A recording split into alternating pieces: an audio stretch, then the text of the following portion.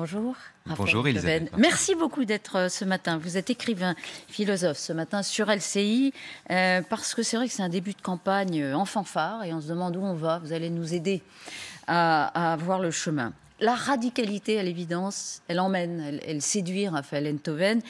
Les deux figures qui font sensation dans le débat en ce moment, on les cite, Sandrine Rousseau et Éric Zemmour. On ne les met pas tous sur le même plan, on ne les met pas sur le même plan. Ils ont la radicalité en commun. Voilà, ils la revendiquent. Oui. Ça veut dire quoi, la radicalité, dans le fond? C'est une façon de ne pas demander de compte au réel. C'est-à-dire de faire prévaloir le souhait sur le possible, en somme. Donc c'est une façon de ne pas s'engager, la radicalité. Vous pouvez souhaiter le meilleur des mondes, et vous avez le sentiment, en le faisant, que vous n'avez plus de compte à rendre à la réalité. Les propositions d'Éric Zemmour et de Sandrine Rousseau, qui sont vraiment antagonistes, bien sûr, il ne s'agit pas de dire que c'est la même chose, mais elles ont en commun quand même cette démission du réel, cette démission idéologique du réel, c'est-à-dire le souci, soudain, de changer totalement de monde. Et cette tentation-là, qui ne débouche sur rien, qui n'a aucun effet, a néanmoins une vertu pour celui qui la brandit, c'est de le rendre extrêmement populaire. Vous ne pouvez pas, comment pouvez-vous vous opposer à quelqu'un qui souhaite, je ne sais pas moi, la résurrection de la France, ou bien comme Sandrine Rousseau, je ne sais pas moi, quelle mesure liberticide elle propose, peu importe si vous voulez. Ce qui est intéressant dans cette histoire, c'est de voir que la radicalité n'engage pas, contrairement à ce qu'on pense. Oui, motive, mais n'engage pas. Mais on a l'impression quand même qu'ils donnent une vision. Vous avez tout à fait raison. Ils ne parlent pas d'intendance. Ils ne disent pas on va faire ça, ça coûte combien, etc. D'ailleurs, on ne leur pose pas tellement la question. Non.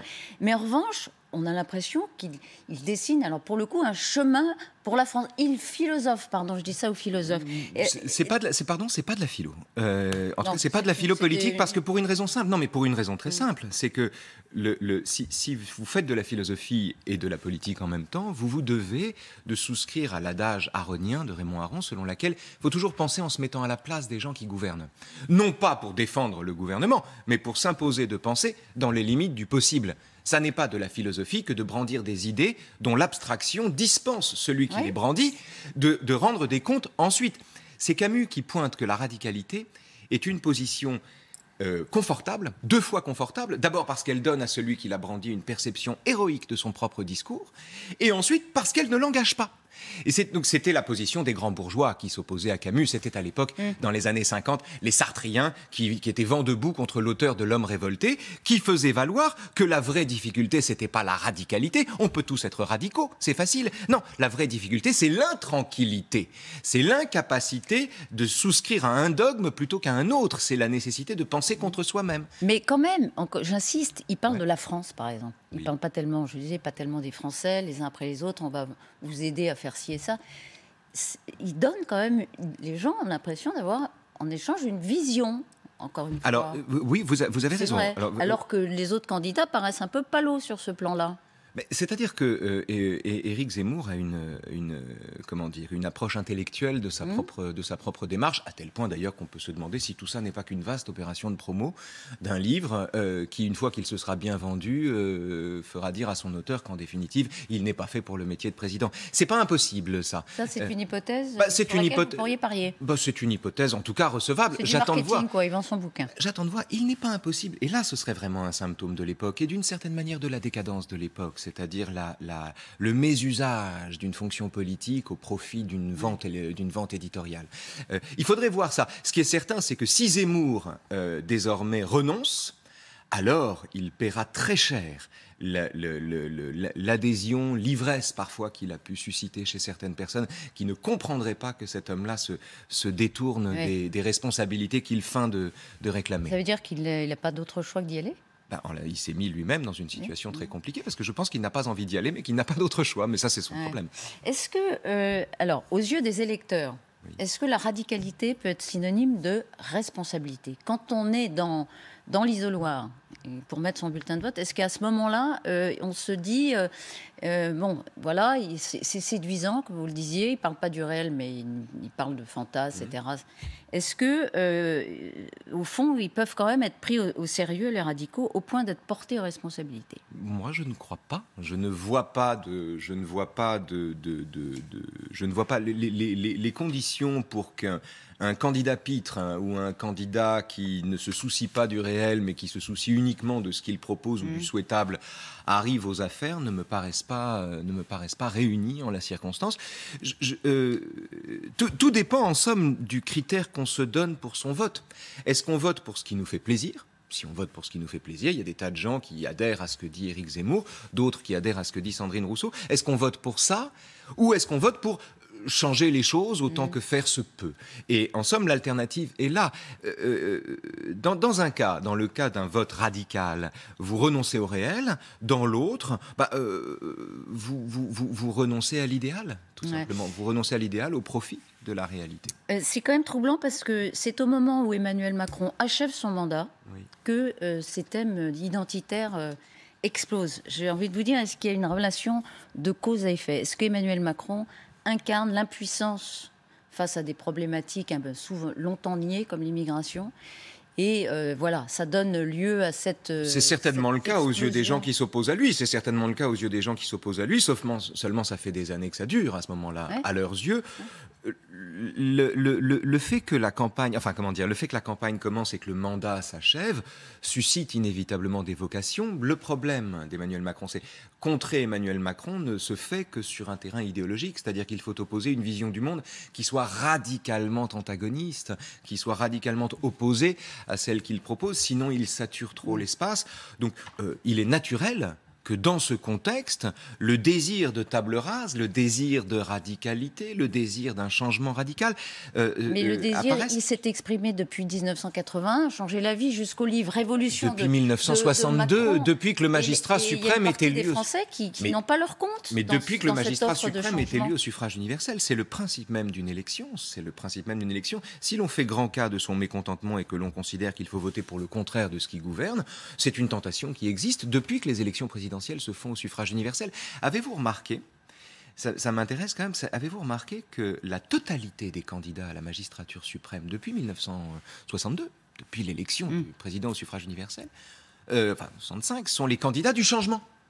Tous se présentent comme les candidats du changement. Ce qui ne change pas en démocratie, c'est qu'une élection présidentielle au suffrage universel est inévitablement un mandat pour le changement. Ceci dure indéfiniment. C'est une partie qu'on rejoue dès que l'échéance se rapproche, tous les 5 ans, les 7 ans, depuis les années 60. Et manifestement, encore une fois, les Français... ne sont pas comblés, c'est le moins qu'on puisse dire, puisqu'il y a le dégagisme qui se manifeste. Mais on a envie de changer à chaque fois parce qu'on a promis le changement et on l'a pas. Bien sûr, mais ce qu'on appelle dégagisme est une position qui, repose sur le sentiment que de toute façon le pouvoir est usurpé par ceux qui l'exercent.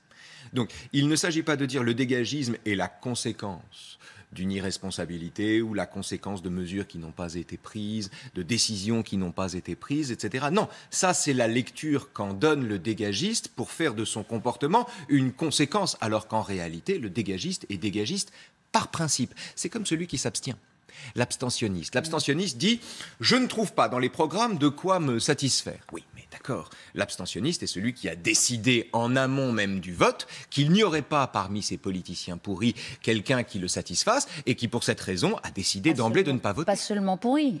Quand les Français incompétent, votent, comme vous voulez. Non, mais quand les Français... Oui, alors plutôt incompétent, ou en tout cas qui n'a pas respecté, par exemple, le référendum. Et là... Quel référendum ? Le référendum sur Maastricht, sur les comptes... sur 1900... Non, le TCE 2005. Oui, 1900. Avec le traité de Lisbonne, 2005, vous voulez dire. 1900. Oui, mais ça, c'est un autre problème. Alors, effectivement, Éric Zemmour fait une date de cet épisode, du moment où la France a voté non au traité. Zemmour. Non, mais prenons cet exemple. Il fait une date de cet épisode, du moment où la France a voté non au traité constitutionnel européen, alors que l'essentiel des dispositions du traité sont passées ensuite par voie parlementaire. Mais enfin, ça n'est pas l'Europe qui a imposé la ratification parlementaire d'un tel traité. C'est une décision de l'État. Faire à l'Europe le procès dans ces cas-là d'être une institution totalitaire qui s'impose à nous et antidémocratique me paraît en soi antidémocratique. C'est pas parce qu'une procédure est parlementaire qu'elle est antidémocratique et que le peuple est floué. Comment débattre? Alors c'est une question qui agite beaucoup les débats. Débattre avec Zemmour, oui ou non? Vous disiez il y a quelques jours, vous étiez jamais fait autant insulter que quand vous aviez débattu avec Zemmour. Oui, ça c'est drôle. Moi j'ai accepté tout de suite de débattre avec Éric Zemmour quand il était sur CNews, donc même sur son terrain. Ça me paraissait très important et l'occasion de préciser un certain nombre de choses et aussi de marquer véritablement le choc des idées. Le choc des idées, c'est-à-dire de ressusciter en somme une querelle qui remonte à la fin du XVIIIe entre d'un côté les contre-révolutionnaires et de l'autre côté la pensée des Lumières. Et donc c'était l'occasion de mettre ça sur le tapis et de voir et de demander aux gens de se déterminer aussi. Je n'ai jamais été autant insulté de ma vie qu'à ce moment-là. Il m'est arrivé de recevoir des shitstorms, comme on dit. Jamais à ce point. Des shitstorms. Shitstorm, on ne connaît pas l'expression. Des tempêtes de merde, voilà. Pardon de le dire comme ça, mais c'est ça hein, que vous recevez en ligne quand vous faites quelque chose qui déplaît à la majorité des gens. Et je n'ai jamais été insulté comme ça. Mais par qui ? Mais par les insoumis, principalement. Les 9/10 des insultes que je reçois de façon générale viennent des insoumis. Par les insoumis, les mêmes n'ont eu aucun mot d'excuse quand leur gourou est allé se présenter pour débattre avec Zemmour. Tous ont repris l'argumentaire qu'à l'époque j'essayais péniblement de leur opposer, qui était que l'extrême droite se combat.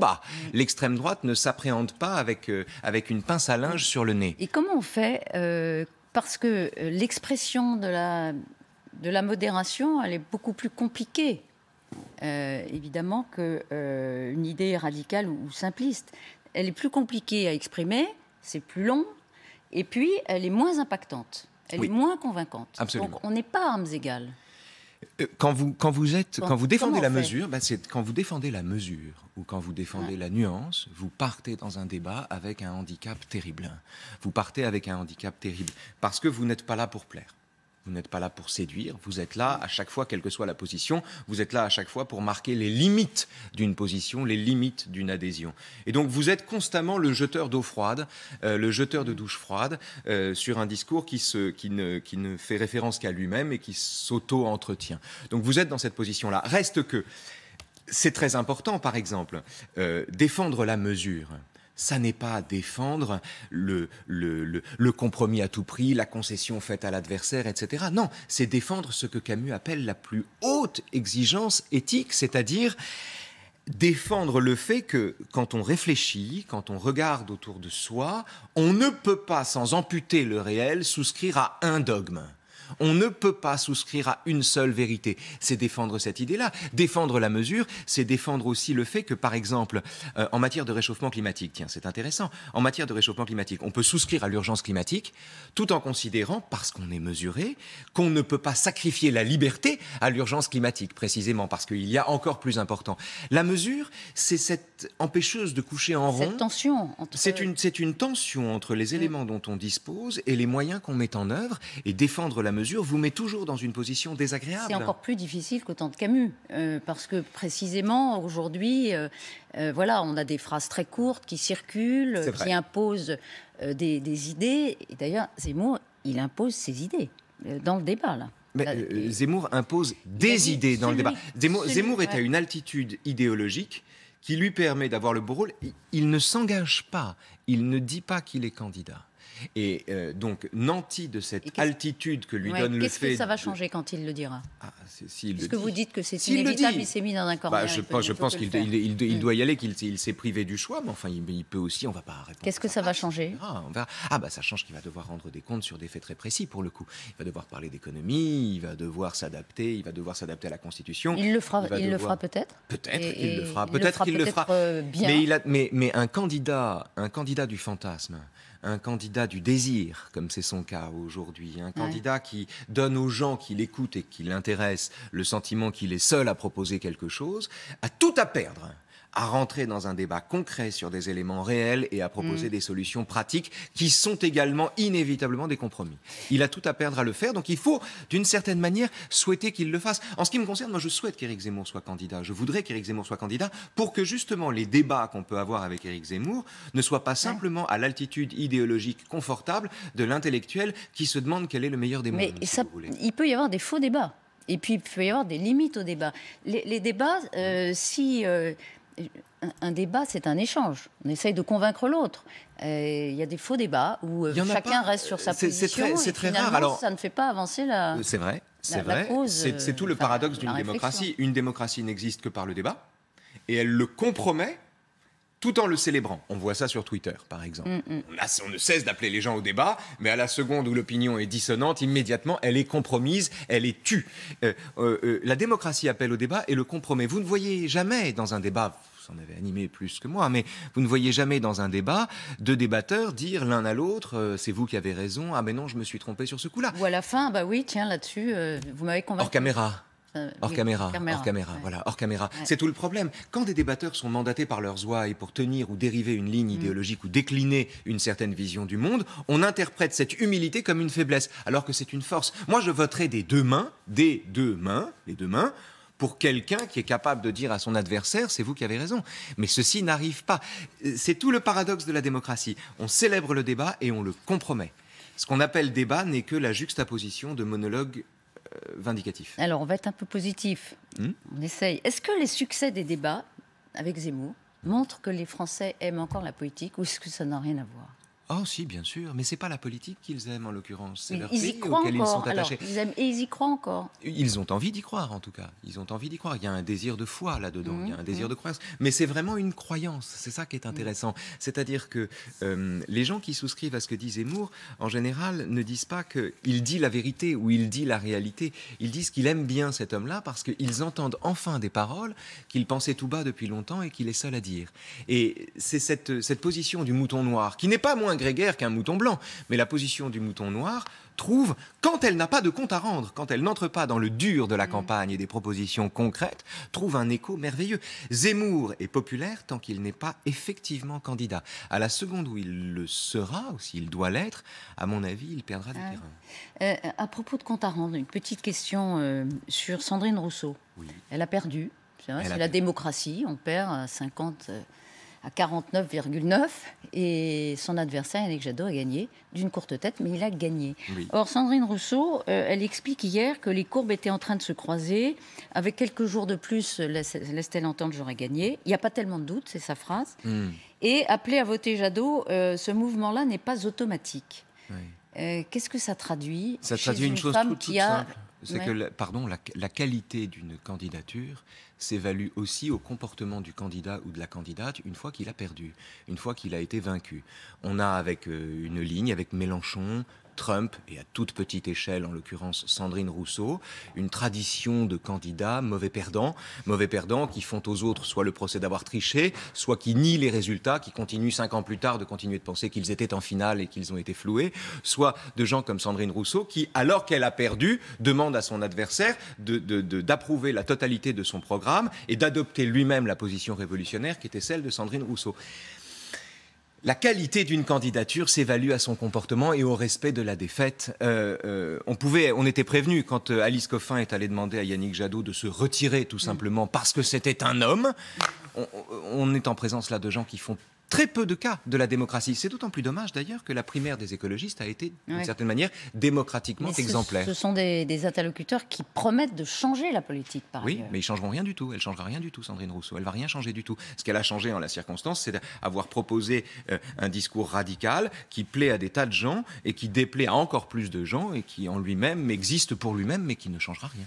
Voilà. La qualité d'un politique s'évalue à la nature de son comportement, à la façon dont il se conduit quand il perd. Notamment face à la défaite. Oui. Merci infiniment, Raphaël Enthoven, de nous avoir mis tout ça en perspective avec vos partis pris, vos convictions, qui sont toujours extrêmement claires aussi. Vous allez vous engager dans une revue qui s'appelle Franc-Tireur avec Christophe Barbier, Eric de Couty et Caroline Fourès, qu'on retrouve tous les mardis sur LCI d'ailleurs. Elle sort quand, cette revue? Je pense mi-novembre. Pour tout vous dire, mi-novembre. C'est une revue qui est née de l'immense lassitude que nous inspirent les Yaka Faucon, les professeurs de vertu ou bien les idéologues. On a réuni des tas de gens qui ont en commun d'en avoir marre du n'importe quoi et qui, sans se connaître, d'ailleurs, se sont reconnus. C'est une sorte de famille, une famille choisie qui est en train de naître. Ça arrivera en pleine campagne présidentielle. Passionnant. Merci beaucoup, Raphaël Enthoven.